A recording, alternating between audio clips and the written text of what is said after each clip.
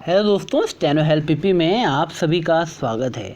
दोस्तों, कल हमने बायोलॉजी की क्लास स्टार्ट कर दी है और कल की क्लास में हमने देखा कि बायोलॉजी होती क्या है, बायोलॉजी में कैसे किसी भी चीज़ को हम क्लासिफिकेशन करते हैं, कैसे उसका नाम रखते हैं और क्या क्या उसके किंगडम हैं, क्या क्या किंगडम्स रहे, वो सब बातें हमने करी। आशा करता हूँ आपने वो वीडियो देख ली होगी, वो वीडियो आपने अच्छी तरीके से समझ ली होगी।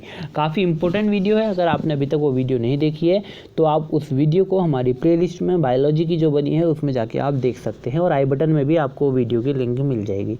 चलिए, आज का जो चैप्टर जैसे मैंने बताया सेल बायोलॉजी आज हम पढ़ेंगे, कोशिका का अध्ययन पढ़ेंगे। उसके बाद हम देखेंगे जो आज का पूरा कंप्लीट सिलेबस रहेगा उसे हम देखेंगे और ये जो पूरी क्लास रहेंगी बायोलॉजी की ये 10 से 12 दिन में आपकी एंड हो जाएंगी। चलिए स्टार्ट करते हैं सेल बायोलॉजी। देखिए, कोशिका जिसे हिंदी में कहा जाता है, ये क्या होती है? Structure and functional unit of life. इस चीज़ को संबंधित करेगा। जो लाइफ होती है उसकी संरचनात्मक और क्रियात्मक इकाई को सेल कहा जाता है। कोशिका संरचनात्मक और क्रियात्मक इकाई है लाइफ की, तो मतलब cell is the structural and functional unit. इस चीज़ को ध्यान रखिए, क्वेश्चन पूछा जाता है व्हाट इज सेल, तो cell is the structural and functional unit of life. ठीक है, सबसे पहले इसकी खोज किसने करी थी? रॉबर्ट हुक ने 1665 में रॉबर्ट हुक ने इसकी खोज करी। ठीक है, जो सेल टर्म है वो भी आपकी रॉबर्ट हुक ने ही कॉइन करी थी। इस चीज़ को ध्यान रखिएगा। ठीक है, इसके बाद है 1665 में हुक ने एक अपनी बुक माइक्रोग्राफिया में ये सब सारी चीज़ें बताई कि सेल क्या है और उसके डिफरेंट कंपोनेंट्स क्या हैं। हम आगे पढ़ेंगे कि सेल क्या होती है, उसके क्या क्या कंपोनेंट्स हैं। जैसे हमने बताया सेल एक स्ट्रक्चरल एंड फंक्शनल यूनिट है। लाइफ की जो स्ट्रक्चरल एंड फंक्शनल यूनिट है उसे सेल कहते हैं। ठीक है, स्टडी ऑफ सेल साइटोलॉजी कहलाती है। बहुत इंपॉर्टेंट है, इस चीज़ को ध्यान रखिएगा। स्टडी ऑफ सेल को हम साइटोलॉजी के नाम से जानते हैं। आशा करता हूँ समझ में आया होगा। आपकी स्क्रीन के सामने आपको एक ग्राफ या आपको पिक्चर शो हो रही होगी, काफ़ी अच्छी पिक्चर है। ये जो सेल है, ये पूरी सेल आपकी एनिमल सेल है, जंतु कोशिका है, और एक सेल होती है आपकी प्लांट सेल। हमने 2 सेल देखी होंगी। एक सेल में बहुत कम आपको वैक्यूल देखने को मिलेंगे और दूसरी जो प्लांट सेल है उसमें आपको वैक्यूल देखने को भी मिलेंगे और उसमें आपको बहुत ज़्यादा जो आउटर लेयर है वो भी आपको काफ़ी डेवलप्ड मिलेगी। जब इसमें हम बात कर लेते हैं कुछ क्या क्या है, आपकी स्क्रीन में आपको नज़र आ रहा होगा। ये जो सेंटर का जो एरिया है, ये जो ब्लैक हो रखा है, इसे हम न्यूक्लियस कहते हैं। इस चीज़ को न्यूक्लियस एनवेलप कहते हैं, जो बाहर का एरिया, और जो अंदर का ये वाला एरिया है ये आपका न्यूक्लियस कहलाएगा। इस चीज़ को ध्यान रखिएगा। इसी के साथ ये कुछ स्ट्रक्चर बना हुआ है, इस टाइप का स्ट्रक्चर बना हुआ है। इसे गोल्गी बॉडीज़ कहा जाता है और जो खाली स्थान ये रहता है इसे वैक्यूल्स कहते हैं। आप इसे बस नाम सुनते रहिए, जो मैं वर्ड बोल रहा हूँ। डायग्राम से अभी आपको ज़्यादा मतलब नहीं है। एक माइटोकॉन्ड्रिया होता है इसी के अंदर ER होता है, एंडोप्लाज्मिक रेटिकुलम होता है, गोल्गी अपरेटस जैसा मैंने आपको बताया। ऐसे ही आपको अलग ही चीज़ें वैक्यूल्स मिलेंगी, न्यूक्लियोलस मिलेगा। तो ये सारी चीज़ें आपके सेल के अंदर रहेंगी। आप देख सकते हैं लाइसोसोम रहेगा। ये आपकी एनिमल सेल है। ऐसी अलग अलग टाइप की सेल होती है। अगर हम बात करते हैं मेन पार्ट ऑफ सेल के क्या क्या होते हैं, जैसे भी मैंने बताया सेल वॉल। जैसे कि आपने देखा होगा किसी भी मकान को हम बनाते हैं उसमें एक वॉल होती है जो बाहर की लेयर को कवर करती है। सबसे पहले मकान बनाते हो तो उसमें वॉल बनाने की कोशिश करते हैं ताकि कोई भी चीज़ ईजिली एंटर ना हो, पूछ के एंटर होगी, सब कुछ जान के, सब कुछ पड़ताल करके ही वो एंटर करेगा। तो सेल वॉल, ऐसी ही सेल के अंदर एक सेल वॉल होती है। It is the outer most rigid part of body cell. It support the cell by different shocks. ये सेल को क्या आपके सॉक से बचाता है, जो भी सॉक लगता है उससे बचाता है। It is found only in plant cell. इस चीज़ को ध्यान रखिएगा। जो सेल वॉल रहती है, डिफ्रेंशिएट आता है कि प्लांट सेल और एनिमल सेल में डिफ्रेंशिएशन कैसे करेंगे। तो एनिमल सेल जो होगी उसमें सेल वॉल प्रेजेंट नहीं होगी, इस चीज़ को ध्यान रखिए। और जो आपकी प्लांट सेल होगी, ये जैसे प्लांट सेल है तो इसमें सेल वॉल होगी, एक आउटर लेयर होगी जो आपको शॉक से बचाएगी। कोई भी शॉक लगेगा तो उससे बचाएगी प्लांट उसमें। ठीक है, ये सेलुलोज की बनी रहती है। ठीक है, इस चीज़ को ध्यान रखिएगा। ये सिर्फ आपके प्लांट सेल में मिलेगी। तो डिफरेंशिएशन के लिए पहला पॉइंट आपके सामने ये है कि प्लांट सेल में आपकी सेल वॉल होती है, एनिमल सेल में आपकी सेल वॉल नहीं होती है। ठीक है, cellulose is the hardest substance in plant kingdom. Okay, next है न्यूक्लियस, जो सेंटर पार्ट, केंद्रक जिसे हिंदी में कहा जाता है। तो it is a main controlling centre of cell. तो सेल का जो मेन कंट्रोलिंग सिस्टम है वो न्यूक्लियस है। न्यूक्लियस के बिना कोई भी सेल नहीं होगी। It is also called brain of cell. तो न्यूक्लियस देखिए आपके जीवन में, आपके लाइफ में ब्रेन कितना इंपॉर्टेंट है आप सभी जानते हैं। उसी तरह हर सेल के लिए एक न्यूक्लियस होना जरूरी है, तभी उस सेल में कार्य हो सकता है। इसीलिए इसे कहा गया है ब्रेन ऑफ सेल। ठीक है। It is composed of chromatin and chromatin is buildup of protein and DNA. तो फाइनली एक चीज़ निकल के आ गई है आज की क्लास में हमने आके, अब हम पे एक चीज़ आ जाएगी कि जो केंद्रक होते हैं उनको इतनी इम्पोर्टेंस क्यों दी गई है। और उसी के साथ हम जोड़ते हैं, आपने नाम सुना होगा डीएनए और आरएनए। क्यों ये वर्ड इतनी बार सुना जाता है, इस चीज़ को समझने की कोशिश कीजिएगा। डीएनए आरएनए, देखिए इस चीज़ को ध्यान रखिए, प्रोटीन डीएनए आरएनए। देखिए हमारी लाइफ जो है, हमारी पूरी जो लाइफ है वो डिपेंडेंट है किस पे, सेल पे।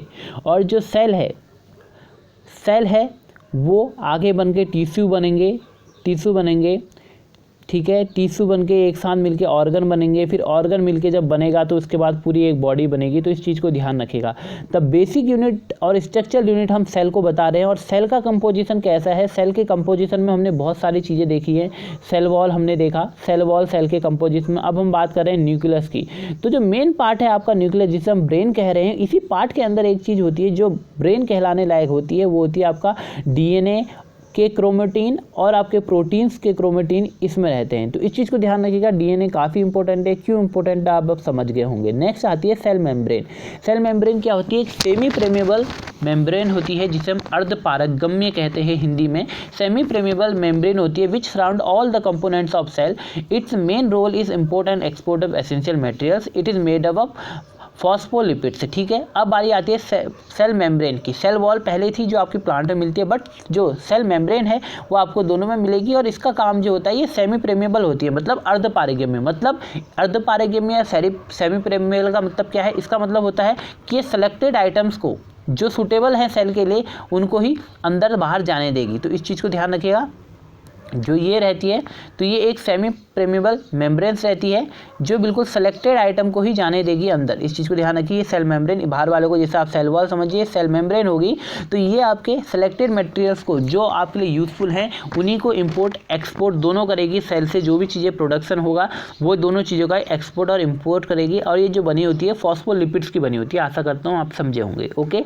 नेक्स्ट आता है आपका ER, जिसे हम एंडोप्लाज्मिक रेटिकुलम्स कहते हैं। देखिए आप लोग समझ रहे होंगे कि मैं आप लोगों को क्या बता रहा हूँ। अगर कोई नई पहली क्लास देख रहा होगा इसकी, देखिए ये सब पार्ट है जैसे आपके शरीर का हाथ, नाक, कान, मुंह, टीथ, आइस, ये सब आपके एक पार्ट हैं आपकी बॉडी के। ऐसे ही आपकी जो सेल है, जो हमारी बेसिक यूनिट है, हमारी आँख, नाक, कान, मुंह सब सेलों से मिलकर बना है। और उन्हीं सेलों में हमारी ही नहीं, पादप में भी, प्लांट में भी सब चीज़ सेम रहेगी। सेल बनेंगे, सेल वहाँ भी रहेंगे। तो उस सेल के पार्ट्स हैं, उस सेल को हम बता रहे हैं कि सेल के अंदर होता क्या क्या है। ठीक है। सेल को जानना इसलिए ज़रूरी है क्योंकि हमारी लाइफ की बेसिक एंड स्ट्रक्चरल यूनिट है। ओके, समझ गया होगा। आशा करता हूँ आप सब समझे होंगे। अभी भी नहीं आए हैं तो प्लीज़ चैनल में वीडियो को सब्सक्राइब जरूर कर लीजिएगा और कमेंट बॉक्स में ज़रूर बताइए कि आपको वीडियोस कैसी लग रही है। अब हम बात करते हैं ER की।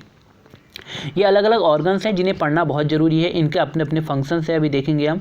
देखिए ER क्या है। ER को हम हिंदी में कहते हैं अंतःप्रवह जलिका। ठीक है। ये क्या होती है कि न्यूक्लियर एनवेलप से जुड़ी रहती है। आपने ध्यान दिया होगा, अभी मैंने आपको स्ट्रक्चर दिखाया था, दोबारा से आपको बता दूँ। ये न्यूक्लियस है। ठीक है। न्यूक्लियस है, ये बीच का न्यूक्लियस है। जो न्यूक्लियस की बाहर की बॉडी रहती है उसे हम न्यूक्लियर एनवेलप कहते हैं। तो इसके साथ में कुछ इस टाइप के स्ट्रक्चर्स जुड़े रहते हैं। इस टाइप के स्ट्रक्चर्स जुड़े रहते हैं जो मैं आपको स्क्रीन में बना रहा हूँ, आप देख रहे होंगे। इस टाइप के स्ट्रक्चर्स ये बने रहते हैं। तो इन्हें ER के नाम से जाना जाता है। एंडोप्लाज्मिक रेटिकुलम के नाम से इन्हें जाना जाता है। हिंदी में अंतःप्रवह जलिका के नाम से इन्हें जाना जाता है। ठीक है। ये किससे जुड़े रहेंगे, ये जुड़े रहते हैं न्यूक्लियर एनवेलप से जुड़े रहते हैं। और दूसरे एंड में ये फ्रीली मूव करते रहते हैं। ठीक है। दो प्रकार के ये होते हैं, एक रफ ER, एक होता है स्मूथ ER। ठीक है। आशा करता हूँ आप समझ रहे होंगे। एक होता है रफ ER, दूसरा होता है आपका स्मूथ ER। दोनों में क्या है, फर्स्ट क्या होता है SER देन RER। पहले स्मूथ एंडोप्लाज्मिक रेटिकुलम आता है, एक होता है देखिए इस चीज़ को समझिएगा, आता है बार बार कि कौन क्या है। तो दो प्रकार के ये ER होते हैं। एंडोप्लाज्मिक रेटिकुलम दो प्रकार के होते हैं, रफ और स्मूथ। ठीक है। सबसे पहले जो आपका जुड़ा रहेगा वो आपका स्मूथ रहेगा, उसके बाद RER इसमें ऐसे जुड़ा रहेगा। रफ पहले स्मूथ फिर RER। ठीक है। जो राइबोसोम्स होते हैं वो ओनली रफ एंडोप्लाज्मिक रेटिकुलम में रहते हैं। ठीक है, बार बार क्वेश्चन आता है कि राइबोसोम कहाँ पर रहते हैं, तो रफ एंडोप्लाज्मिक में रहेगा आपका ER में राइबोसोम। ठीक है, आशा करता हूँ समझे होंगे। नेक्स्ट है ER main function it's to transport fats protein which are required to cell membrane and nuclear envelope synthesis. Okay, आशा करता हूँ समझे होंगे। एक बार फिर से समझाऊंगा। आप देखिए, मैंने आपको बताया हर ऑर्गेनिज्म की अपनी अपनी एक कार्य है, अपना अपना एक वर्क है। देखिए सेल वॉल हमने देखा, सेल वॉल उसको बचाती है, किसको, सेल को बचाती है शॉक से। सेमी प्रेमेबल मेम्ब्रेन जिसे हम सेल मेम्ब्रेन के नाम से भी जानते हैं, वो क्या करती है, एक्सपोर्ट इंपोर्ट का काम कराती है। ऐसी न्यूक्लियस क्या है, ब्रेन है, ब्रेन है आपकी पूरी सेल का जो ब्रेन है वो न्यूक्लियस कहलाता है। इसके साथ अब जुड़े हैं ER, तो ER का वर्क क्या है ये आपके सामने लिखा हुआ है। ER का मेन फंक्शन होता है किसका, फैट और प्रोटीन का ट्रांसफ़र करना, जो सेल को जरूरी होता है सेल मेम्ब्रेन के थ्रू। ठीक है, आशा करता हूँ समझे होंगे। जो भी सेल मेम्ब्रेन, जो आपकी सेल मेम्ब्रेन के थ्रू ये आपका फैट, प्रोटीन, इन सब का जो भी ज़रूरी चीज़ें होती है उन सब चीज़ों का ट्रांसपोर्ट करने का काम करता है। ठीक है, ER का काम आपका ट्रांसपोर्ट करने का हो गया। ठीक है, नेक्स्ट है आपका राइबोसोम्स। राइबोसोम क्या है, राइबोसोम्स होता है it is made up of ribonucleic acid, RNA and protein. जो राइबोसोम, ऐसी राइबोसोम एक ऑर्गेनिज्म है, तो इसे समझने की कोशिश कीजिएगा। ये क्या है, ये एक न्यूक्लिक एसिड और RNA से मिलकर बना होता है, प्रोटीन से मिलकर बना होता है।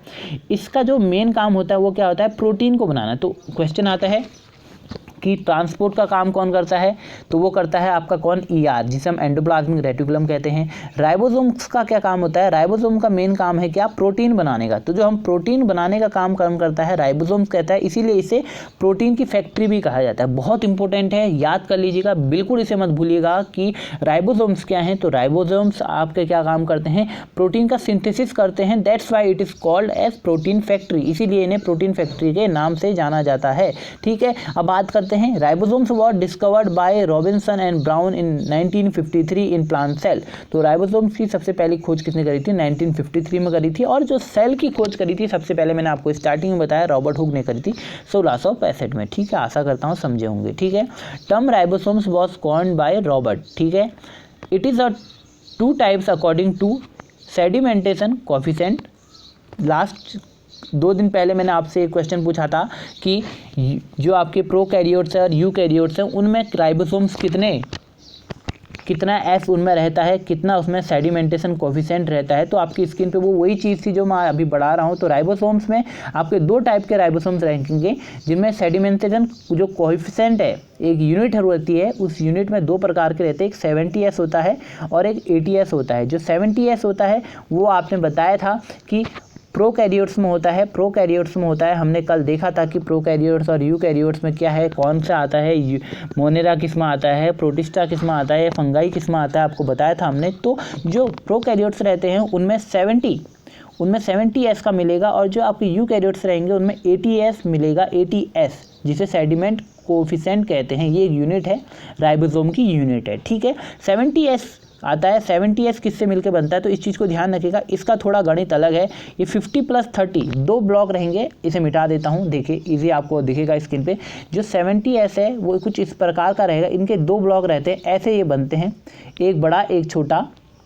70S जो बनेगा वो आपका 30 और 50 से मिलकर बनता है।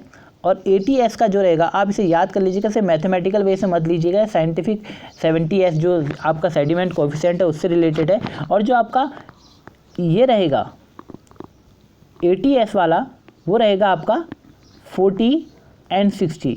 तो इस चीज़ को ध्यान रखिएगा। आशा करता हूँ जो 70S है वो आपका 50 + 30, नेक्स्ट आपका जो 80S है वो 60 + 40 है। तो क्वेश्चन कैसा आता है, क्वेश्चन आता है कि 70S टाइप के प्रोकैरियोट्स जो राइबोसोम्स रहते हैं उनका प्रोडक्शन कैसे होता है, या किस सेडिमेंट उनके किस प्रकार से मिलते हैं। Option A 50 + 30, option 50 + 20, option 50 + 40, option 60 + 40। तो आंसर जो इसका होगा 50 + 30 होगा। 70S एक कम, 80 मतलब 80 से एक कम 70S वाला, तो 60 + 40 100 हो जाएगा, तो ये 20 कम, तो 80S। तो इस चीज़ को ध्यान रखिएगा। ठीक है, आशा करता हूँ समझे होंगे। 70S 50 + 30, 60 + 40S 80S। मैं बार बार इसलिए दोहराऊँ क्योंकि ये बार बार आते हैं क्वेश्चन, इसलिए मैं समझाने की कोशिश कर रहा हूँ।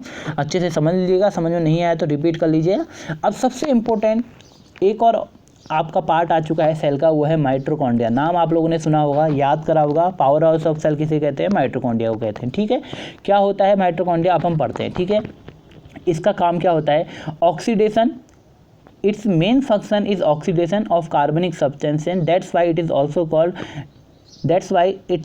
Called respiration platform of cell. ठीक है, ये क्या है, आप देखेंगे कि जो माइटोकॉन्ड्रिया है वो क्या चीज़ होती है, वो आपका रेस्पिरेशन प्लेटफॉर्म जो सेल की होती है वो आपको माइटोकॉन्ड्रिया के अंदर मिलेगी। इस चीज़ को ध्यान रखिएगा, जो रेस्पिरेशन प्लेटफॉर्म है आपका सेल का वो है माइटोकॉन्ड्रिया। इसीलिए यहाँ पर क्या होता है, ऑक्सीडेशन की जो प्रोसेस होती है जो एनर्जी को प्रोड्यूस करती है, लॉट ऑफ एनर्जी इन्वॉल्व होती है which is use by the cell, because the of this reason it is known as power house of cell. देखेंगे आप कोई भी पावर हाउस रहता है तो वहाँ पर क्या होता है, एनर्जी का प्रोडक्शन और एनर्जी को बांटा जाता है, प्रोडक्ट किया जाता है, ऐसे ही बांटा जाता है। तो इसी प्रकार से माइटोकॉन्ड्रिया भी क्या करता है, एनर्जी को प्रोड्यूस करता है, ऑक्सीडेशन के मीडियम के थ्रू एनर्जी को प्रोड्यूस करता है कौन, mitochondria. That's why it is known as power house of cell. ठीक है, आशा करता हूँ समझे होंगे। It is not fix in a cell, ये सेल में फिक्स नहीं रहता है, किनारे में ऐसे ही घूमता रहता है। It is kind of prokaryotic cell in a eukaryotic cell, ये प्रोकैरियोटिक सेल है एक यूकैरियोटिक के अंदर। यूकैरियोटिक जो हमारी सेल्स अलग अलग prokaryotic cells and eukaryotic cells आपको बताया था कि ये उसके अंदर ही एक प्रोकैरियोटिक सेल रहेगा यूकैरियोटिक के अंदर। ठीक है, जो इस माइटोकॉन्ड्रिया को किसने खोज करा था, Benda coined the term mitochondria Atman in 1886। Okay, इसे समझने की कोशिश करिएगा, ये मैंने आपको बता दिया। नेक्स्ट है आपका क्या, ये सब आपको मैंने बताया था। सेल क्या है, पूरा सेल प्रोसेस क्या है, पूरा सेल की प्रोसेस क्या है, उस चीज़ को मैंने बताया। पूरा सेल क्या क्या होता है ये मैंने आपको बताया, सेल पूरा क्या क्या होता है। अब हम इससे आगे का देखेंगे कि इससे आगे कौन कौन से पार्ट्स हैं। अब आगे गोल्गी कॉम्प्लेक्स, पूरा सेल है, समझने की कोशिश कीजिएगा, इंपॉर्टेंट चैप्टर है। गोल्गी कॉम्प्लेक्स क्या होते हैं, कैमिलो गोल्गी ने इसका जो डिस्कवरी करी थी 1898 में, नाम याद रखिए बस, कैमिलो गोल्गी से गोल्गी कॉम्प्लेक्स। ठीक है, इसे क्या कहा जाता है, बेकर्स बॉडी भी कहा जाता है, जैसे बेकरीज होती हैं वैसी इसे बेकर्स बॉडी के नाम से भी जाना जाता है या डिक्टोसोम्स के नाम से भी जाना जाता है। तो प्लांट का ये क्या है, बेकर्स बॉडी है। ठीक है, There no can vary by 1 to many in a cell located near nucleus। ठीक है, chief function of Golgi complex is secretion of macromolecules।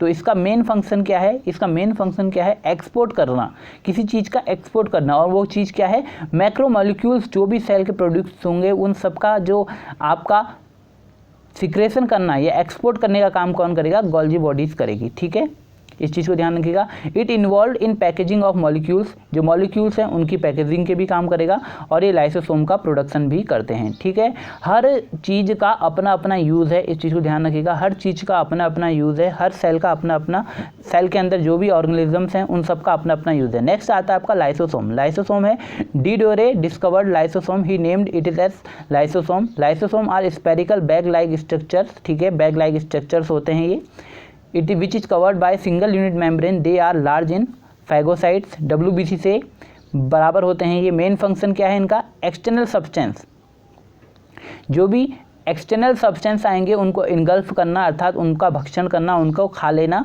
इसका काम करते हैं लाइसोसोम। इसीलिए आपने सुना होगा कि लाइसोसोम को ही कहा जाता है it is also called suicidal bag of cell. ठीक है, लाइसोसोम का क्या काम होता है, जब भी कोई माना ये एक सेल है, इसके अंदर लाइसोसोम है, जब ये सेल अपने आप में डिग्रेड होने लगेगी, या हर सेल की एक लाइफ होती है, जैसे हम आरबीसी की बात करते हैं 120 दिन, ऐसे ही जो भी हम बातें करते हैं, ये सारी चीज़ें जो लाइफ पीरियड होता है उसमें हमने देखा होगा कि ये सेल अपने आप में डिग्रेड होने लगेगी, या फिर इसको किसी के द्वारा कोई भी इस पर अटैक किया जाएगा या कुछ भी किया जाएगा, तो ये इस सेल को ख़त्म करने का, अगर ये शरीर में रहेगी तो शरीर को डिस्ट्रॉय कर देगी। बट ये जो लाइसोसोम है यही इस सेल को खा लेगा, इसीलिए इसे सुसाइडल बैग ऑफ सेल कहा जाता है। ये अपनी ही सेल को खा जाता है, इसीलिए इसे सुसाइडल बैग ऑफ सेल भी कहा जाता है। ठीक है, इसका मेन फंक्शन क्या होता है, बाहरी पदार्थों का भक्षण करना भी रहता है जो सेल को नुकसान पहुंचाते हैं, बट जब एक्सट्रीम अमाउंट में सेल ही डिस्ट्रॉय होने लग जाती है तो ये सेल को ही खा देता है, तो इसी कारण से सुसाइडल बैग ऑफ सेल भी कहा जाता है। ठीक है,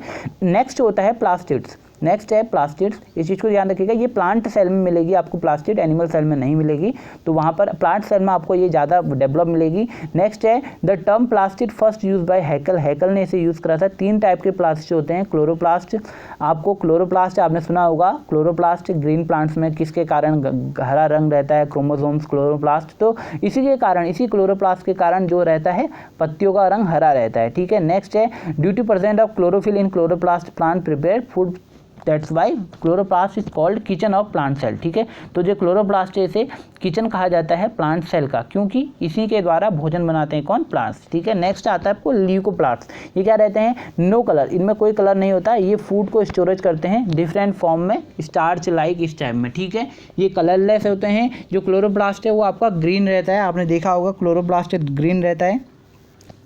नेक्स्ट है आपका क्रोमोप्लास्ट, नेक्स्ट क्या है आपका क्रोमोप्लास्ट, ये क्या रहता है, प्लास्टिक्स रहते हैं जिनमें अलग अलग कलर आपको देखने को मिलेंगे। वह लवक जो जिसमें विभिन्न प्रकार के रंगीन पिगमेंट पाए जाते हैं, जैसे कैरोटीन, लाइकोपिटीन आदि, ठीक है। तो आपने देखा होगा अलग अलग, जैसे आपने देखा होगा टमाटर में अलग रंग रहता है, संतरे का अलग रंग रहेगा, सेब का अलग रंग रहेगा। तो इन सब का एक कारण है कि इन लोगों का कलर ऐसा क्यों होता है, तो ये सब आपके क्रोमेटिन्स हैं जिनके कारण ये चेंज होता है। तो ये आपका क्या है, क्रोमोप्लास्ट है, ये क्रोमोप्लास्ट के अंडर आते हैं। जैसे आपकी स्किन पे दिख रहा होगा आपको, टमाटो लाइकोपिन के कारण, चुकंदर आपका विटामिन कैरोटीन के कारण, गाजर कैरोटीन के कारण, ठीक है। नेक्स्ट है वैक्यूल्स रसदानी, it is filled up of liquid substance, तो ये क्या है, वैक्यूल्स खाली रहता है, खाली स्थान रहेगा। आप देखेंगे ये सेल स्ट्रक्चर हो गया, ये सेल वॉल हो गई, ये सेल मेम्ब्रेन हो गई, ठीक है, ये न्यूक्लियस हो गया, ये आपका ER मैंने आपको बताया था। ऐसे ही यहाँ पर आपको माइटोकॉन्ड्रिया मिलेगी, तो ऐसे ही यहाँ पर एक वैक्यूल मिलेगा, खाली स्थान, ये रहेगा आपका वैक्यूल, ठीक है। इसमें क्या है, लिक्विड भरा रहेगा, it is non living part of cell, non living part of cell इसे माना जाता है, ठीक है। इसमें कोई भी नॉन लिविंग, इसमें कोई लिविंग ऐसा कुछ इसका मेन वो नहीं है, इसीलिए इसे it is a non living part of cell के नाम से जाना जाता है, ठीक है। नेक्स्ट है आपका न्यूक्लियर एनवेलप या न्यूक्लियर मेम्ब्रेन, जो न्यूक्लियस को कवर कर रही थी वो आपकी न्यूक्लियर एनवेलप या न्यूक्लियर मेम्ब्रेन के नाम से जानी जाएगी, ठीक है। It helps in providing protection of nucleus to mechanical shock, जो भी मैकेनिकल शॉक पड़ेगा उससे उसे बचाएगी। जैसे सेल वॉल पूरी सेल को बचाती थी, वैसी न्यूक्लियर एनवेलप या न्यूक्लियस वॉल आपकी न्यूक्लियस को बचाएगी, किससे, मैकेनिकल शॉक से, ठीक है। नेक्स्ट आती है कोशिका छिद्र, ये भी आपका न्यूक्लियस है, ये सारी चीज़ें वही हैं। ये न्यूक्लियस के अलग अलग पार्ट्स बताए गए। Main function to bring mRNA in cytoplasm, अब न्यूक्लियर पोर का क्या काम है, mRNA को साइटोप्लाज्म में लाना, ठीक है। आशा करता हूँ आप सब समझे होंगे। न्यूक्लियोलस भी न्यूक्लियस का ही एक पार्ट है। इसमें क्या है, it is a membraneless structure inside nucleus attach to nucleus organisation region to chromatin, ठीक है, क्रोमेटिन के मीडियम से जुड़ा रहता है। इसका मेन काम क्या है, राइबोसोम का निर्माण करना है, ये हमने आपको बता दिया है, राइबोसोम का निर्माण करना है, प्रोटीन की फैक्ट्री जो थी, ठीक है। आशा करता हूँ ये आपको यहाँ तक समझ में आ गया होगा कि पूरा सेल का स्ट्रक्चर क्या है, सेल का स्ट्रक्चर पूरा क्या है, मैंने आपको समझाने की कोशिश करी। ये पूरा एक सेल का स्ट्रक्चर था, इसमें न्यूक्लियस था, इसमें ER था, इसमें आपका गोल्गी बॉडीज़ थी, इसमें आपका लाइसोसोम था, इसमें आपका माइटोकॉन्ड्रिया था, इसमें आपका वैक्यूल्स थे, इसमें आपका क्लोरोप्लास्ट पूरे थे, इसमें आपका सेल मेम्ब्रेन थी, इसमें आपका न्यूक्लियस मेम्ब्रेन थी। तो ये सारी चीज़ें आपने देखी हैं इसमें, अगर नहीं देखी हैं तो आप अच्छी से पीछे एक बार रिवाइज करके जिसे अच्छे से समझ लीजिएगा कौन सी चीज़ क्या है। नेक्स्ट हम बात करते हैं जो 2 टाइप की सेल्स आपको बताई जा रही थी, prokaryotic cells and eukaryotic cells, आपकी स्क्रीन पर आपको नजर आ रही होगी। कल भी इसका आपने बताया था कि मोनेरा, प्रोटिस्टा कौन किस में आता है, तो इन दोनों में डिफ्रेंशिएट क्या है। देखिए प्रोकैरियोटिक सेल्स क्या रहती है और यूकैरियोटिक सेल्स क्या रहती है। हमने देखा अभी कि जो न्यूक्लियर मेम्ब्रेन अब्सेंट रहेगी, जो न्यूक्लियर की मेम्ब्रेन होगी। अब आप समझ जाएंगे कि न्यूक्लियर मेम्ब्रेन क्या होती है, क्योंकि आपने पूरी क्लास देख ली। अब आपको इनका डिफ्रेंशिएट समझ में आ जाएगी कि कौन क्या है। अगर हम इसे पहले करा देते तो आप ये समझ नहीं पाते कि कौन क्या है, बट आपने अब सेल को पढ़ लिया है, अब आप इसे डिफ्रेंशिएट ईजिली कर लेंगे। जो न्यूक्लियर को कवर कर रही थी वो वाली मेम्ब्रेन प्रोकैरियोटिक्स में नहीं होती है, यूकैरियोट्स में आपको ये मेम्ब्रेन देखने को मिलेगी। Not well organised nucleus, prokaryotic में आपको वेल डेवलप्ड न्यूक्लियस भी नहीं मिलेगा, यहाँ आपको वेल डेवलप्ड मिलेगा। सिर्फ समझिएगा 70S टाइप का जो 70 सेंटीमेंट कोफिशिएंट है आपका राइबोसोम्स का, जो मिला था आपका 50+30 से, वो आपका प्रोकैरियोट में मिलता है। और राइबोसोम 80 टाइप का मिलता है किसमें, यूकैरियोट्स में, जो होता है 60+40 का, ठीक है। सेल डिवीज़न, आगे हम देखेंगे कि सेल का डिवीज़न कैसे होता है। तो आपका एमेटिसिस के थ्रू, असूत्री कोशिका विभाजन के थ्रू, अमाइटोसिस के थ्रू आपका सेल डिवीजन होता है, किसमें, प्रोकैरियोट्स में, ओके। और यूकैरियोट्स में आपका होता है माइटोसिस और मियोसिस। ये सब आपकी सेल को डिवाइड करने की, जैसे हम सेल से, एक सेल से 4 सेल, एक सेल से 2 सेल, एक सेल से कितनी सेल बनेंगी, ये सब एक प्रोसेस होती है, वो आगे पढ़ेंगे। उनके नाम है यहाँ पर असूत्री विभाजन, अर्धसूत्री विभाजन, समसूत्री विभाजन, ये सब उसके भाग हैं, ठीक है, ये उसके नाम है, ठीक है। इसमें क्या रहता है, आपका डीएनए सिंगल स्टैंडर्ड रहता है, इस चीज़ को ध्यान रखिएगा। जो डीएनए रहता है वो इसमें सिंगल स्टैंडर्ड रहता है, और उसमें डीएनए डबल स्टैंडर्ड रहेगा, पूर्ण विकसित रहेगा और डबल स्टैंडर्ड रहेगा, ठीक है। सिंगल स्टैंडर्ड, डबल स्टैंडर्ड का मतलब समझने की कोशिश करिए। सिंगल स्टैंडर्ड और डबल स्टैंडर्ड क्या होगा, देखिए, ये आपका सिंगल स्टैंडर्ड डीएनए है, ये आपका, ये इस प्रकार का आपका एक डबल हेलिकल मॉडल है। मैं आपको एक बार अच्छे से मैप बना के दिखाता हूँ। ये आपका हो गया सिंगल स्टैंडर्ड डीएनए, ठीक है।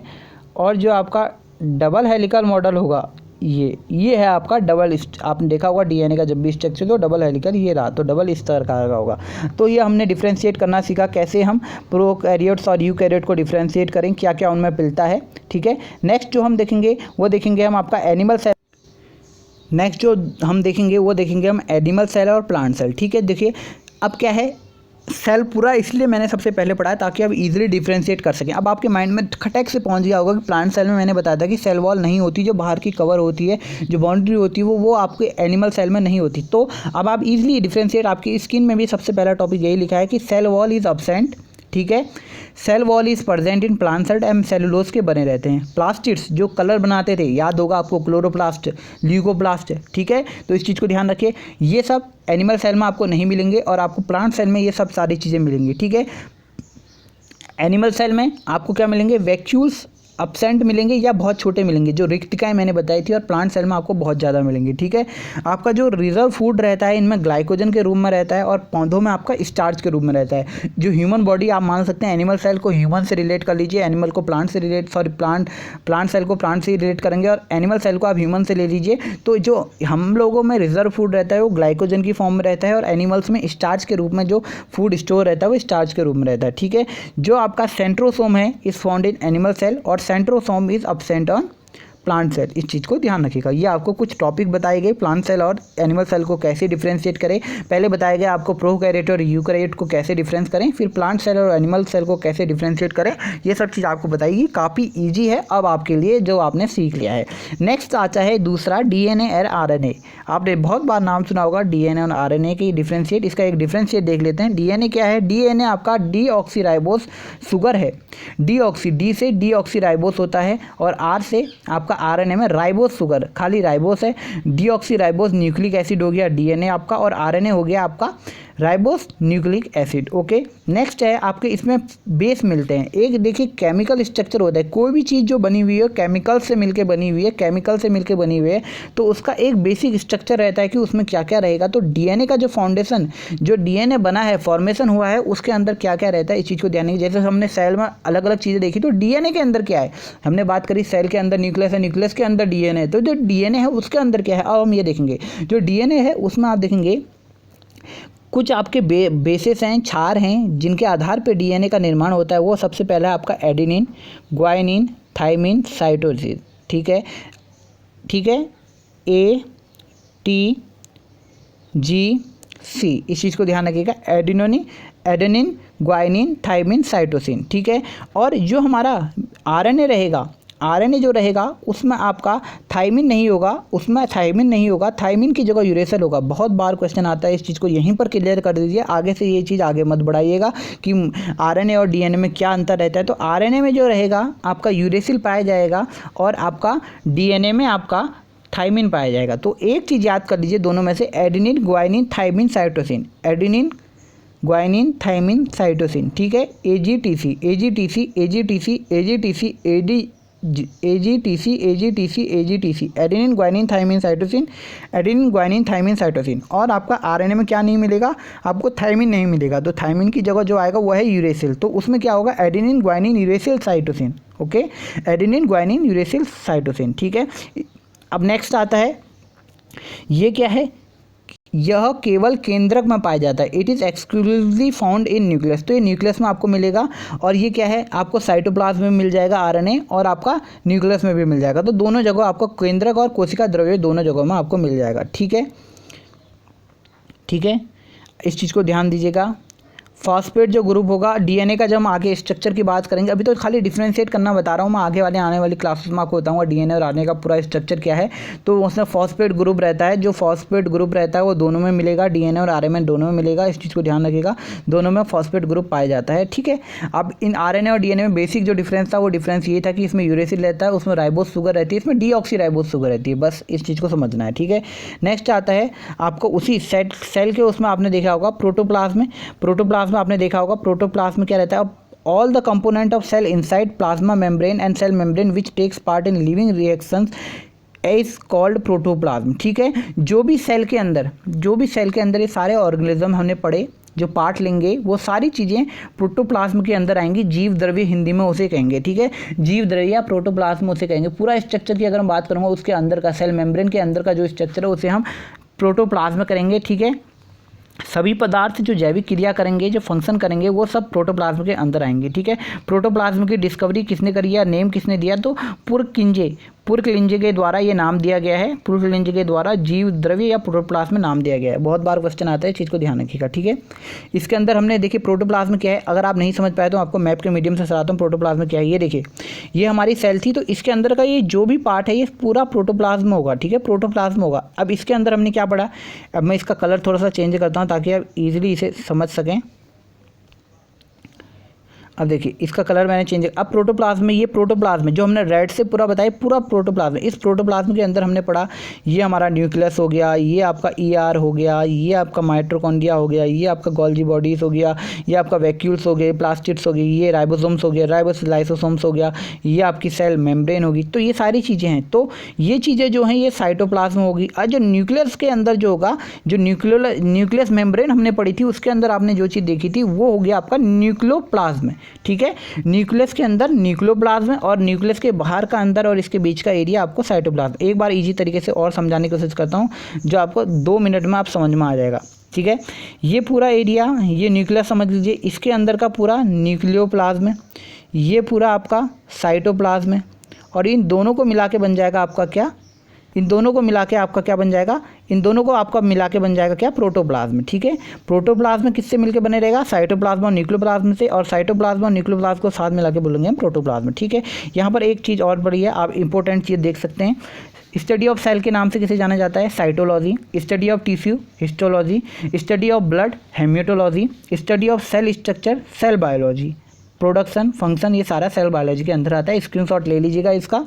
नेक्स्ट है आपका सेल बायोलॉजी, इसके important, father of modern cytology SP Sawant, father of Indian cytology AK Sharma. Next है सेल थ्योरी, आपने किसके द्वारा दी गई थी, जो सेल थ्योरी दी गई वो स्लाइडन और स्वान के द्वारा दी गई है। स्लाइडन एंड स्वान के द्वारा सेल थ्योरी दी गई है पूरी। ठीक है, सबसे बड़ी कोशिका कौन सी है, शुतुरमुर्ग का अंडा सबसे बड़ी कोशिका है ओवरऑल कहा जाएगा। तो सबसे छोटी कोशिका कौन सी है, आपको माइक्रोप्लाज्म मिलेंगे, जीवाणु मिलेंगे। ठीक है, बार बार प्रश्न बनते हैं, स्क्रीनशॉट ले लीजिए इसका, अच्छे से इसका स्क्रीनशॉट ले लीजिएगा। मैं इसे थोड़ा सा जूम आउट कर देता हूँ ताकि आप इजीली पूरे पेज का स्क्रीनशॉट ले लें।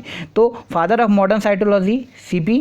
नेक्स्ट है father of Indian cytology AK Sharma. Cell theory किसने दी, आपकी स्लाइडन और स्वान ने दी है। सबसे बड़ी कोशिका कौन सी है, शुतुरमुर्ग के अंडे सबसे बड़े हैं। सबसे छोटी कोशिका किसकी है, माइक्रोप्लाज्मा सबसे छोटी है। अभी सुबह मैंने क्वेश्चन पूछा था लार्जेस्ट सेल कौन सी है, तो ये कौन सी है, नर्व सेल है। नर्व सेल लार्जेस्ट कोशिका है। स्मॉलेस्ट सेल कौन सी है, RBC से। ठीक है, hardest substance of animal kingdom is cellulose. Cellulose सबसे बड़ा हार्डेस्ट आपका क्या है, सब्सटेंस है किसमें, प्लांट किंगडम में। ठीक हो गया, और ह्यूमन बॉडी में क्या है, इनेमल, हमारे दांत के जो हैं, जो दांत का जो हमारा बाहर की लेयर है वो इनेमल सबसे कठोर है। इस चीज़ को ध्यान रखिएगा, मानव शरीर के सबसे कठोर तत्व इनेमल है, दांत का निचला हिस्सा। ठीक है, आशा करता हूँ समझे होंगे। प्लांट वाला जरूर पूछ सकता है, बहुत कम पूछता है, बट पूछेगा जरूर, तो बच्चे बता नहीं पाते हैं, तो इस चीज़ को ध्यान रखिए। सेलुलोज, प्लांट किंगडम में सबसे हार्डेस्ट सब्सटेंस कौन सा है, सेलुलोज है। ठीक है, बैक्टीरिया वाज फर्स्ट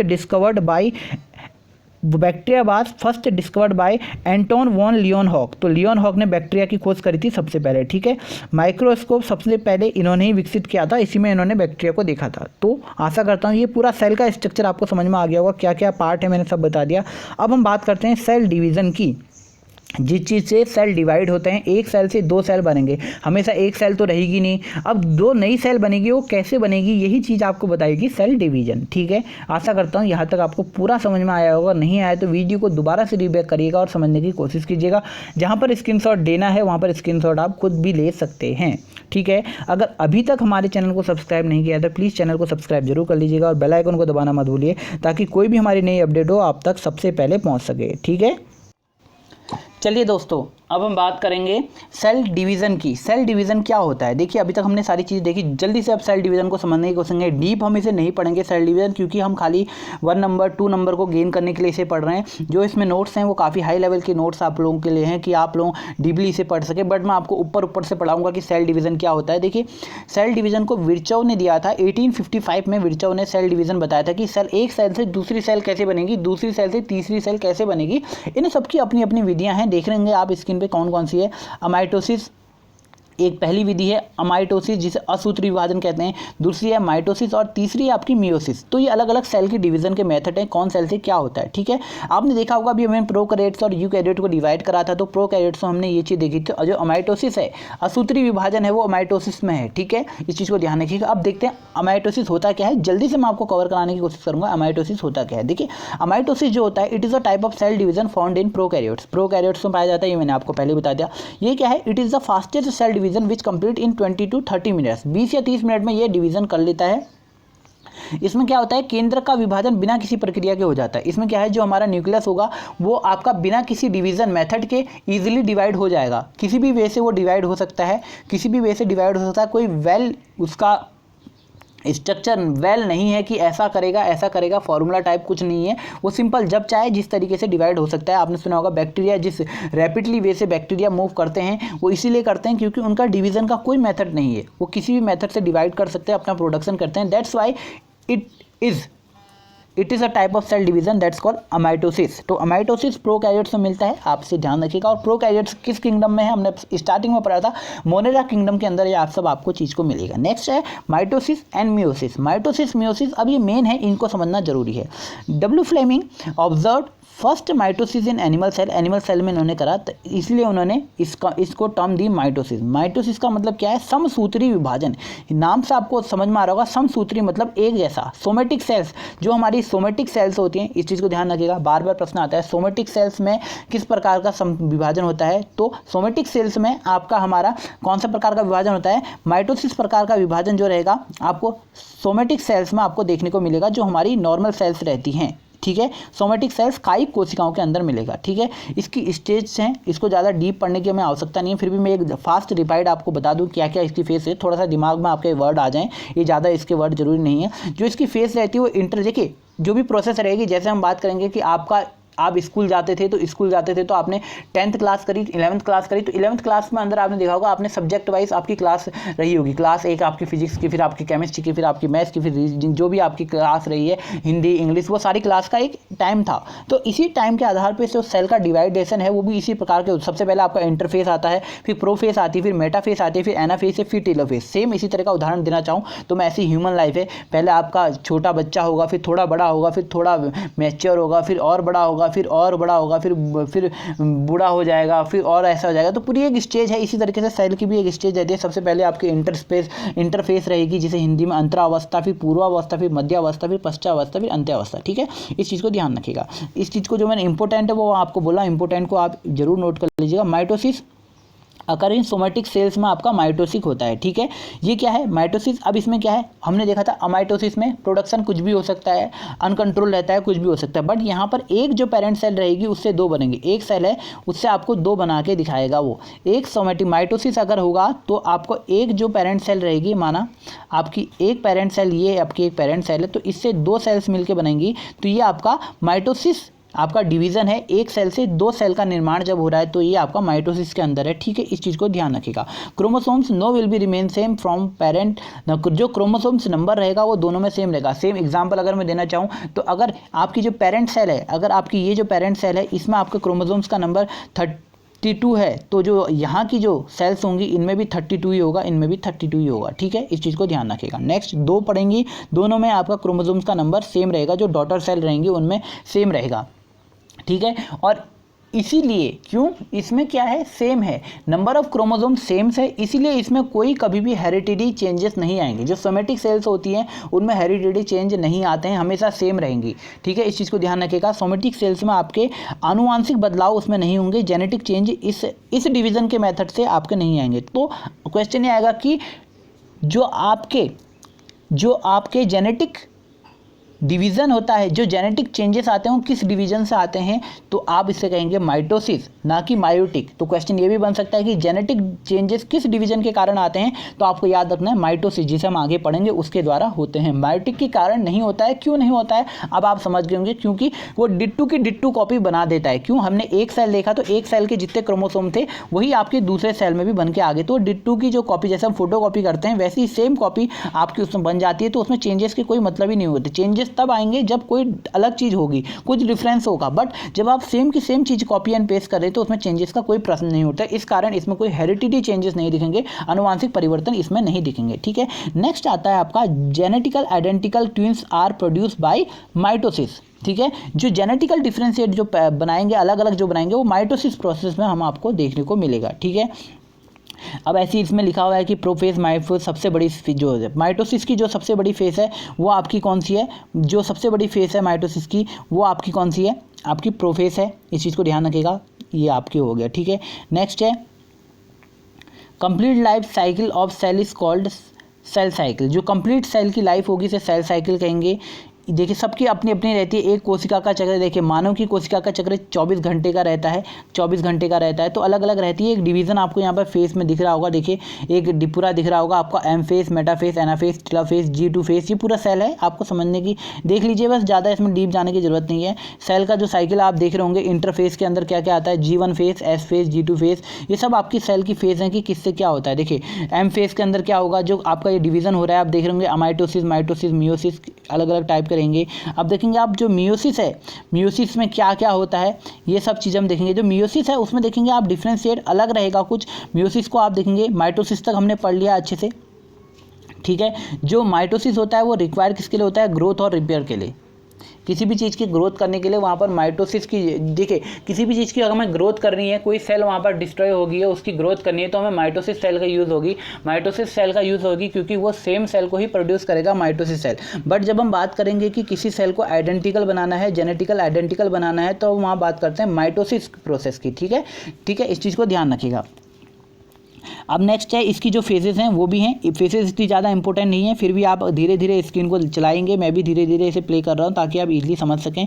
इसके अंदर अलग अलग फेजेस हैं। ज़्यादा डीप पढ़ेंगे तो आप ज़्यादा कंफ्यूज हो जाएंगे, एग्जाम के लेवल तक ही हम जाएंगे, उससे ज़्यादा ऊपर नहीं जाएंगे। अलग अलग इसमें लिखा हुआ है कि जो लेप्टोटीन होता है उसमें क्या होता है, फिर जाइगोटीन क्या होता है, फिर पैक्टिनी क्या होता है, फिर डिप्लोटीनी क्या होता है, आप देखेंगे। इस चीज़ को ध्यान रखिएगा। तो इंपॉर्टेंट जो है इनमें मैं आप सबको बताता हुआ चलता हूँ। जो लेप्टोटीनी होता है, chromosomes are condensed in form of the fine threads, ये ज़्यादा इंपॉर्टेंट नहीं है, ये ज़्यादा इंपॉर्टेंट नहीं है। जो यहाँ पर है ये आप देखोगे कैज़माटा का जो फॉर्मेशन होता है तो वो कहाँ पर होता है। क्वेश्चन आता है कि माइटोसिस में कैज़माटा का ये प्रोसेस है जिसमें दो जो आपके डीएनए के जो स्ट्रैंड रहते हैं, जो आपके जो स्ट्रैंड रहते हैं, गुणसूत्र रहते हैं, क्रोमोसोम्स रहते हैं, वो आपके क्या होता है, क्रॉसिंग ओवर करते हैं, एक दूसरे को ओवरलैप करते हैं, तो कैज़माटा कहा जाता है उसे। तो वो कब होता है, वो डिप्लोटीन में होता है, डिप्लोटीन में होता है। इस चीज़ को ध्यान रखिएगा, ठीक है। एक दूसरे के ऊपर आ जाते हैं, ठीक है। अब हम दोनों को डिफ्रेंशिएट करने की कोशिश करते हैं कि माइटोसिस और मियोसिस क्या होता है, ठीक है। माइटोसिस और मियोसिस, आप कहेंगे कि देखो माइटोसिस भी, जो मियोसिस है वो पूरा माइटोसिस को कवर करेगा, उसके साथ एक एक्स्ट्रा जो प्रोसेस है वो जुड़ जाएंगी, उसमें थोड़ा सा लंबा हो जाएगा। आप देखेंगे माइटोसिस में, आपको इस मैप को समझने की कोशिश करिए। माइटोसिस में आपको प्रोफेस, मेटाफेस, एनाफेस, टेलोफेस ये सब मिली, ठीक है। इसी में थोड़ा सा ये लंबी प्रोसेस हो जाएगी, इसी का और ब्रॉड रूप हो जाएगा कौन सा, मियोसिस। और जो मियोसिस रहेगा, मियोसिस में ये चीज़ रहेगी कि जो मियोसिस में आप देखेंगे उसमें सेल जो बननी थी वो आपका पूरा आइडेंटिकल बननी थी, जो बट मियोसिस में आपकी सेल पूरी आइडेंटिकल नहीं बनेगी, पूरी अलग अलग सेल बनेंगी। उसमें क्या बनेगी, सेम सेल बन जाती थी, ठीक है। यहाँ पर आप इसे देख सकते हैं, आप स्क्रीन में इसे पॉज करिएगा, इसे इजीली देख लीजिएगा। नेक्स्ट मैं इसको थोड़ा डिफ्रेंशिएट करा लेता हूँ इजीली, जो ताकि आप इसे इजीली कंक्लूड कर सकें। नेक्स्ट है आपका माइटोसिस समसूत्री विभाजन और मियोसिस अर्धसूत्री विभाजन। इसके अंदर क्या होता है, इसके अंदर क्या होता है, देखिए अब समझने की कोशिश कीजिए माइटोसिस और मियोसिस को। ये क्या है, इसमें कम समय लगता है, ठीक है। सबसे कम तो माइटोसिस में लग जाएगा, माइटोसिस में और मियोसिस में डिफ्रेंशिएट करें तो इसमें कम समय लगेगा, इसमें ज़्यादा लगेगा किसमें, मियोसिस में। क्यों, ये लंबी है इसलिए। इसमें क्या है, जेनेटिक कोई चेंज नहीं होंगे, किसमें, माइटोसिस में। क्यों, क्योंकि इसमें क्या है, डिट्टो कॉपी बन रही है, अपने पेरेंट की डिट्टो डॉटर सेल्स बन के आ रही हैं। बट वहाँ पर क्या है, जेनेटिक सेल में आपको डिफ्रेंशिएट मिलेगा किसमें, मियोसिस में। मियोसिस में क्या होगा, मियोसिस में एक सेल से आपके 4 सेल बन के बाहर निकलेंगे, एक सेल से आपके 4 सेल बन के बाहर निकलेंगे, एक सेल से आपके 4 सेल बन के बाहर निकलेंगे, ठीक है। बस इसमें क्या होगा, 2 सेल आपके बाहर बन के निकलते हैं, एक सेल से 2 बन के निकलते हैं, इसमें 4 बन के निकलते हैं, और इसमें इनका क्रोमोसोम्स का नंबर क्या, हाफ हाफ हो जाता है। तो इस चीज़ को ध्यान रखिएगा, ठीक है। नेक्स्ट है, ये किस में होता है, ये आपका होता है सोमेटिक सेल्स में, ये होता है आपका जर्म सेल या जनन कोशिकाओं में। जो नॉर्मल सेल्स रहेंगी उसमें आपका कौन सा रहेगा, उसमें आपका जो भी डिवीजन रहेगा नॉर्मल में माइटोसिस रहेगा, और जो आपका जेनेटिक सेल्स हैं, जो जनन सेल्स हैं, जो आपके रिप्रोडक्टिव सेल्स हैं, उनमें आपका मियोसिस रहेगा, ठीक है। आशा करता हूँ आपको ये सेल डिवीजन भी समझ में आ गया होगा। नेक्स्ट है ह्यूमन ब्लड, आज का लास्ट चैप्टर, क्लास लंबी जरूर होगी बट आपको जो हमने बताया था वहां तक कंप्लीट करना है, तो इसे ह्यूमन ब्लड को हम कवर करेंगे। ह्यूमन ब्लड क्या है, ह्यूमन ब्लड क्या है, कनेक्टिव टिश्यू है, एक कनेक्टिव टिश्यू है, अलग अलग टिश्यू होते हैं, कनेक्टिव टिश्यू है, उसी में पार्ट है कनेक्टिव टिश्यू है ब्लड, जिसे हम कहते हैं ह्यूमन ब्लड, ठीक है, जिसे हम बोलते हैं वेसिकुलर कनेक्टिव टिश्यू, ठीक है। इस चीज़ को समझिएगा। अब हम बात करते हैं ब्लड की। ब्लड आपने देखा होगा, एक ब्लड होता है, एक लिम्फ होता है, ठीक है, एक रक्त होता है, एक लसिकाएं होती हैं, क्या है, इन्हें हम आगे देखते हैं। देखिए सबसे पहले ब्लड क्या है, स्टडी ऑफ ब्लड को हमने पहले ही पढ़ लिया, हेमेटोलॉजी कहते हैं। प्रोसेस ऑफ ब्लड फॉर्मेशन उसको क्या कहते हैं, ब्लड जो प्रोसेस होती है, ब्लड बनने की जो प्रोसेस होती है उसको हीमोपोइसिस कहते हैं, हीमोपोइसिस कहते हैं। नेक्स्ट आपकी बात होती है colour of human blood red.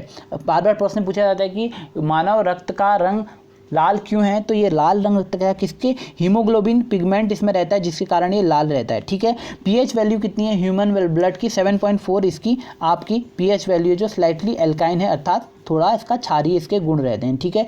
Wait आपका 7% ऑफ ह्यूमन ब्लड का टोटल आपका जो शरीर में ब्लड है वो रहेगा, ठीक है। वॉल्यूम करीबन मेल में 5 से 6 लीटर की रहती है, फीमेल में 4 से 5 लीटर रहती है। इस चीज़ को थोड़ा सा डाटा को आप स्क्रीनशॉट देके देख लीजिएगा, जो काफ़ी इंपॉर्टेंट है, ठीक है। Blood is a false connective tissue, because ये एक फॉल्स कनेक्टिव टिश्यू है, क्योंकि cell of blood have no power of division, ठीक है। जो सेल्स ऑफ ब्लड होती हैं उनमें पावर डिवीज़न नहीं होता है, इस चीज़ को ध्यान रखिएगा, ठीक है।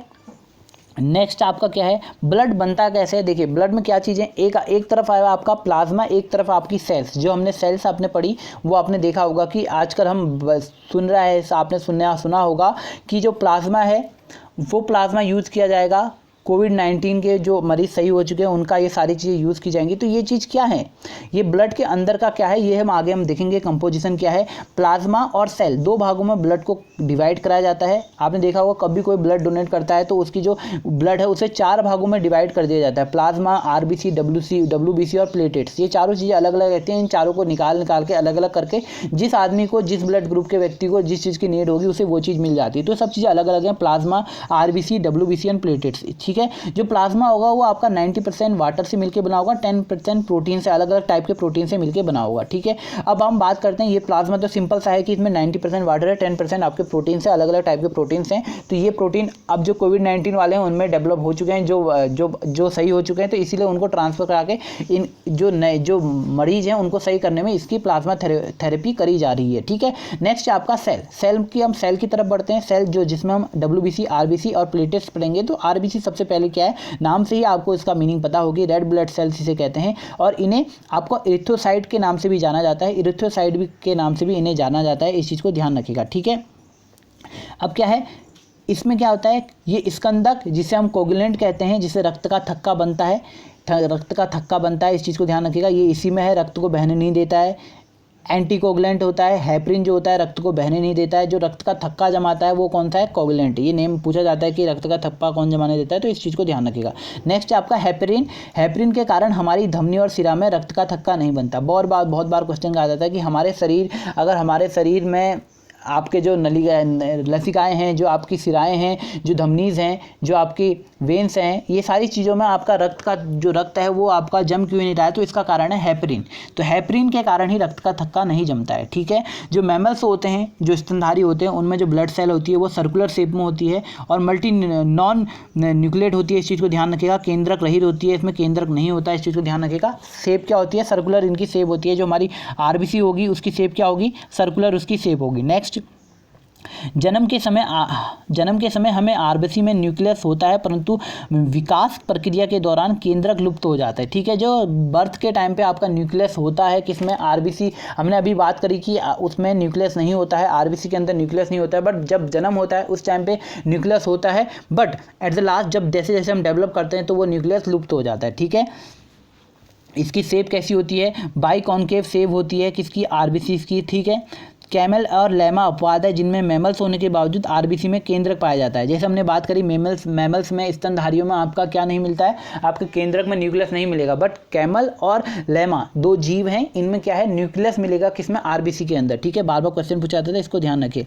आरबीसी में माइटोकॉन्ड्रिया और गोल्गी बॉडी नहीं होता है। ठीक है, आरबीसी एक टाइप की सेल है, तो सेल के अंदर वो सारे स्ट्रक्चर होने चाहिए जो हमने पढ़े, बट आरबीसी के अंदर आपका माइटोकॉन्ड्रिया और गोल्गी बॉडी नहीं होगा। ठीक है, अब क्या है, आरबीसी क्या है, antigen of blood group is present on the surface of RBC. तो एंटीजन जो रहेंगे वो ब्लड ग्रुप के जो भी एंटीजन्स रहेंगे वो आपके कहाँ रहेंगे, सरफेस में रहेंगे, आरबीसी के सरफेस में रहेंगे। ठीक है, ये जो ज़्यादा इंपॉर्टेंट है वो मैं आपको बता दिया। हीमोग्लोबिन आपका किससे, ब्लड के अंदर क्या रहता है, हीमोग्लोबिन रहता है, तो हीमो किससे मिलकर बनाता है, आयरन से मिलकर बना रहेगा हीमो, ये आगे लिखा हुआ है, आप इसको नोट कर सकते हैं, स्क्रीनशॉट ले सकते हैं। ठीक है, ये सारी चीज़ें आरबीसी पर 26.5 करोड़ मॉलिक्यूल रहते हैं, ये सारी चीज़ें। लार्जेस्ट आरबीसी फाउंड किस में पाई गई है, लार्जेस्ट जो पाई गई है वो आपके एम्फीबियन में पाई गई है, एम्फीबियन में पाई गई है, इस चीज़ को ध्यान रखिएगा। स्मॉलेस्ट आरबी मस्क डियर में पाई जाती है। ठीक है, ये हो गया, ये कोई ज़्यादा इंपॉर्टेंट जो है वो आप स्क्रीन में आप देख रहे हैं, इसको मैं धीरे धीरे चला रहा हूँ ताकि आप इसका स्क्रीनशॉट ले सकें। ठीक है, आयरन की कमी के कारण आरबीसी का साइज छोटा हो जाता है। ठीक है, life span of RBC, bar bar question पूछा जाता है कि लाइफ स्पैन ऑफ आरबीसी कितनी है, ये 120 डेज की रहती है लाइफ स्पैन किसकी, आरबीसी की। और जो न्यूबॉर्न बेबी होता है उसमें कितने डेज की रहती है, 100 डेज की इसमें आरबीसी में रहती है। ठीक है, नेक्स्ट है आरबीसी की काउंटिंग कितनी होती है, आप देख सकते हैं।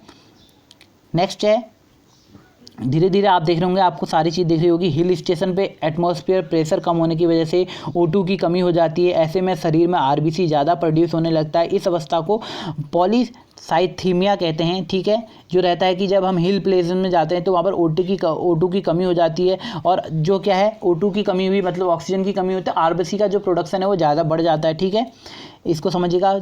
नेक्स्ट है आपकी, ये सारी चीज़ें होगी। आरबीसी की कमी मतलब रक्त की कमी में एक डिजीज़ होती है जिसे हम कहते हैं एनीमिया। ठीक है, जो इंपॉर्टेंट मैं आपको बता रहा हूँ, हमारे शरीर में रोज़ 1% आरबीसी की मौत हो जाती है और इतने ही पुनः बन जाते हैं। ठीक है, प्लीहा जिसे हम बोलते हैं रक्त कणिकाओं, प्लीहा में ब्लड कार्पेल्स रक्त कणिकाओं का जमावड़ा होता है जो अधिक मात्रा में रहता है, इसलिए इसे ब्लड बैंक ऑफ बॉडी कहा जाता है। तो ब्लड बैंक ऑफ बॉडी किसे कहा जाता है, प्लीहा, जिसे हम स्प्लीन के नाम से भी जाना जाता है, उसे कहा जाता है। ठीक है, नेक्स्ट है डब्ल्यूबीसी क्या है, वाइट ब्लड सेल्स हैं, वाइट ब्लड कार्पेल्स होते हैं, इन्हें हम ल्यूकोसाइट के नाम से भी जानते हैं। ठीक हो गया, ये क्या है, इनमें क्या है, जब भी आपने देखा होगा abnormal increase of leukocyte more than 1 lakh is called blood cancer. तो अगर किसी भी चीज़ का, किसी भी सेल का, नॉट ओनली हियर, अगर किसी भी सेल का एबनॉर्मल डेवलपमेंट होता है या एबनॉर्मल इंक्रीजमेंट होता है तो उसे कैंसर का नाम दे दिया जाता है, और उसके आगे जिस चीज़ का वो एबनॉर्मल होता है उसे नाम दे दिया जाता है। अगर ब्लड कॉर्पल्स ज़्यादा बने तो उसे ब्लड कैंसर बोल देते हैं।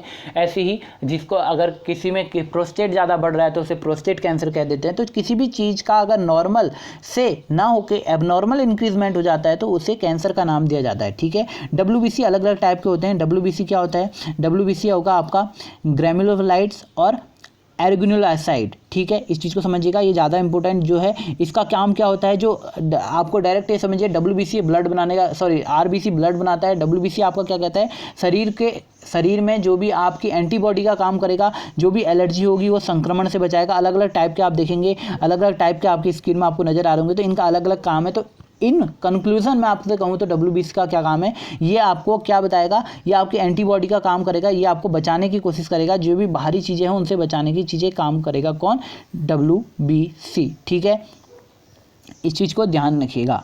आपकी स्किन में है मोनोसाइट, सबसे बड़ी रक्त कोशिका है, ये भी वायरस बैक्टीरिया को नष्ट करते हैं। तो ये सारी चीज़ें हैं, इनको याद रखिएगा। ये टी लिम्फोसाइट, बी लिम्फोसाइट अलग अलग टाइप के हैं। ठीक है, ज़्यादा इंपॉर्टेंट सिर्फ यही है कि ये क्या काम करते हैं, डब्ल्यूबीसी और आरबीसी क्या काम करते हैं। इस चीज़ को मैंने आपको बताने की कोशिश करी कि डब्ल्यूबीसी आपको क्या काम करता है। अब हम बात करते हैं प्लेटलेट्स की। जो थर्ड चीज़ थी प्लेटलेट्स क्या होती है, ये इन्हें थ्रोम्बोसाइट के नाम से भी जानते हैं। इनका जो लाइफ स्पैन रहती है 2 से 4 दिन रहती है और इनका जो मुख्य काम रहता है वो आपका क्या रहता है, थ्रोम्बोसिन का निर्माण करना होता है, थ्रोम्बोप्लास्टिन का निर्माण करना होता है, प्लेटलेट्स का काम हो रहता है। तो इस चीज़ को ध्यान रखिएगा, जो किस में काम करता है, किस में यूज़फुल रहता है, जो हम ब्लड क्लॉट होता है उसमें यूज़फुल रहता है कौन सा, थ्रोम्बोप्लास्टिन। ठीक है, आशा करता हूँ आपको समझ में आया होगा। एक ये नोट करके लिखा हुआ है, ये आप देखेंगे साइफगोनोमीटर आपका ब्लड प्रेशर को रिकॉर्ड करने के लिए यूज़ किया जाता है, सिग्नोमीटर। ठीक है, नेक्स्ट आपका ब्लड क्लॉटिंग। ब्लड क्लॉटिंग क्या होती है, रक्त का जो थक्का जमता है वो कैसे जमता है, आपने देखा होगा, ब्लड फ्लोज फ्रॉम कट और wound but after some time it stop automatically, it is called clotting of blood. आपका कभी हाथ कटा होगा या खून निकला होगा तो थोड़ी देर बाद खून वहीं पर जम जाता है, जिसे ब्लड क्लॉटिंग कहते हैं। ये क्यों होता है, इस चीज़ को समझने का देखिए, जो ब्लीडिंग टाइम रहता है वो 1 से 3 मिनट का रहता है। किसी भी अगर नॉर्मल रहा होगा तो 1 से 3 मिनट तक आपका ब्लड आपका निकलेगा और उसके बाद 2 से 8 मिनट के जो नेक्स्ट प्रोसेस रहेगा उसमें आपका ब्लड क्लॉट होने का टाइमिंग रहती है। ये नॉर्मल में रहता है, अगर एबनॉर्मल रहेगा तब दिक्कत आती है, जब ब्लड रुकता ही नहीं है। बड़ा अगर घाव होगा तो, अगर छोटा मोटा रहेगा तो आपका ये टाइमिंग पीरियड रहती है। ठीक है, अगर लगातार क्लॉट जमता रहा ब्लड के अंदर ही, जो ब्लड वेन्स हैं, तो वहाँ पर आपका हार्ट अटैक की प्रॉब्लम हो सकती है, ब्लड क्लॉट हो जाएगा। ठीक है, अगर मूविंग क्लॉट है तो मूविंग क्लॉट में भी डिफी रहती है, it dissolve in blood and move different parts more harmful due to the moving of ability. ये इधर उधर घूमता रहता है तो इस कारण ये हर किसी को नष्ट करता हुआ जाएगा, तो ये ज़्यादा हार्मफुल रहेगा मूविंग क्लॉट। जो स्टैटिक क्लॉट है वो तो आपका एक जगह में ही आपका हार्ट को अटैक करने की कोशिश करेगा, बट जो मूविंग क्लॉट अगर वेन्स में आपकी हर वेन्स में आपका अगर क्लॉट जम जाता है तो वहाँ पर प्रॉब्लम हो जाएगी, हर पार्ट को डिस्ट्रॉय करने का काम करेगा। ठीक है, इस चीज़ को समझिएगा। क्लॉटिंग में आपके विटामिन के मदद करता है, क्लॉटिंग के टाइम पे, आशा करता हूँ समझे होंगे। अब नेक्स्ट है आपका ब्लड ग्रुप। आपने देखा होगा अलग अलग ब्लड ग्रुप रहते हैं और सबके अपने अपने एंटीजन्स हैं।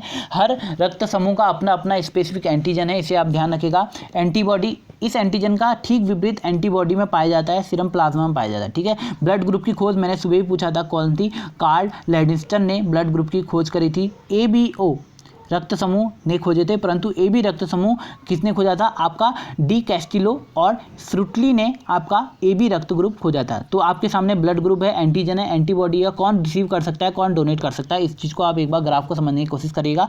आप ब्लड ग्रुप्स देखिए, A, B, AB और O, 4 ब्लड ग्रुप हैं। इनके एंटीजन क्या है, A का A एंटीजन, B का B एंटीजन, AB का A and B antigen, O का कोई एंटीजन नहीं है, इस चीज़ को समझिएगा।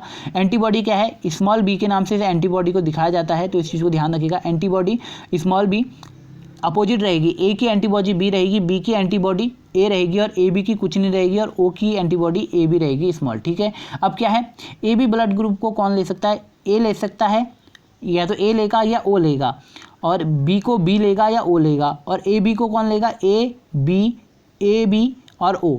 ठीक है, चारों रिसीव कर सकता है, कौन, AB, और O को ही करेगा, O का सिर्फ O रहेगा, तो इसीलिए कहा जाता है O का सिर्फ O ही रहेगा। इसीलिए कहा जाता है कि O ब्लड ग्रुप वाले का जो रहते हैं बहुत कम लोग मिलते हैं O ब्लड ग्रुप वाले, तो इसीलिए इनकी डिमांड रहती है इतनी ज़्यादा, क्योंकि O वाला सिर्फ O का ही ले सकता है, और सब लोग O के साथ साथ अपने का भी ले सकते हैं, बट O ग्रुप वाला सिर्फ अपना ही ले सकता है। वो डोनेट सबको कर सकता है, मगर उसके अंदर ब्लड सिर्फ अपने ही ग्रुप का आएगा, अर्थात O का ही आएगा। ऐसे ही डोनेट कौन किस किस को कर सकता है, अब आप देखेंगे AB रिसीव करना, तो A को भी डोनेट कर सकता है, AB को भी डोनेट कर सकता है, B को भी डोनेट कर सकता है, AB को भी डोनेट कर सकता है, AB को ही करेगा, और आपका आप देखेंगे कि कौन, आपका O, आपका AB एंड AB और O तीनों को, चारों को करेगा, कौन, O डोनेट करेगा किसको, चारों को। ठीक है, रिसीव कौन करेगा, O आपका सिर्फ एक ही अपने आप को ही रिसीव करेगा। ठीक है, इजी है, आप समझ गए होंगे।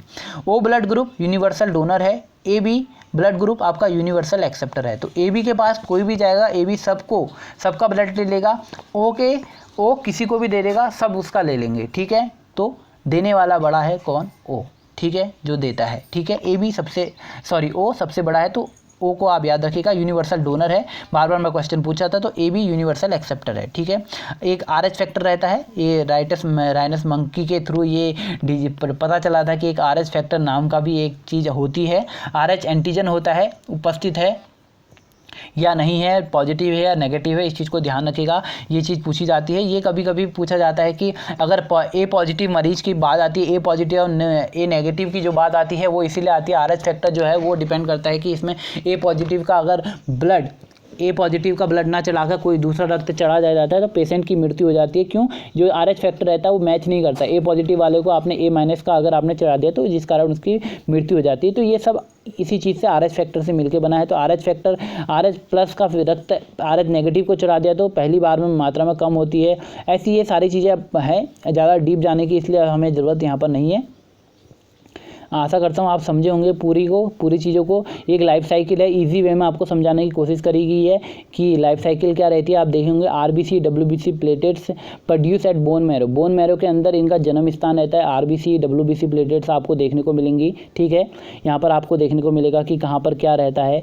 ये सारी चीज़ें आपकी स्क्रीन में दिख होंगी, ईजिली आप इसे समझने की खुद ही समझ लीजिएगा। वीडियो काफ़ी लंबी हो चुकी है इसलिए आपको स्क्रीन में मैं सब धीरे धीरे कर रहा हूँ। जो पूरा रहता है पूरी बॉडी में पूरा देखिए, यहाँ से इनका प्रोडक्शन होता है, यहाँ से बनती है, फिर थाइमस ग्लैंड में जाएंगी, यहाँ WBC RBC का क्या होगा, विकास होगा, ये डेवलप्ड होंगी। कहाँ पर? थाइमस ग्लैंड में। सबसे पहले बनी कहाँ पर है? प्लीहा में ये बनी है। ये पूरा लाइफ साइकिल है जो हमारी ब्लड सेल है। बहुत अच्छे वे से समझाने की कोशिश करिए और बहुत अच्छा है, समझिएगा। बनती कहाँ है? ये प्लीहा में बनेंगी। फिर इसका मैच्योरेशन या विकास कहाँ पर होगा? ये होगा आपको थाइमस ग्लैंड में। फिर इसके बाद ये क्या है, पूरी बॉडी में अपने आप को फैलाएंगी, पूरी बॉडी में ये जाएंगी। फिर उसके बाद इनकी डेथ भी होगी तो स्प्लीन, जिसे कब्रिस्तान कहा जाता है, इसमें आपकी मृत्यु हो जाती है। इसे ग्रेवयार्ड ऑफ RBC भी कहा जाता है, स्प्लीन को ग्रेवयार्ड। तो यहाँ पर आपकी WBC की मृत्यु हो जाती है, ठीक है। आशा करता हूँ समझे होंगे। तो आज की इस पूरे में ब्लड समझा हमने, सारी चीज़ें समझी, सेल को समझा और ब्लड समझा, ब्लड का पूरा स्ट्रक्चर समझा। अगर आपको ये वीडियो पसंद आई होगी तो प्लीज़ वीडियो को लाइक जरूर कीजिएगा, शेयर जरूर कीजिएगा। और अगर आपको ये सारी वीडियोस अच्छी लग रही हैं तो आप अपने फ्रेंड सर्कल में भी इसे अच्छे से अच्छी तरीके से शेयर कीजिएगा ताकि उनका भी काफ़ी अच्छा फ़ायदा हो सका। मिलते हैं नेक्स्ट क्लास में, इससे आगे क्लास रहेगी। Thank you so much, bye bye, take care.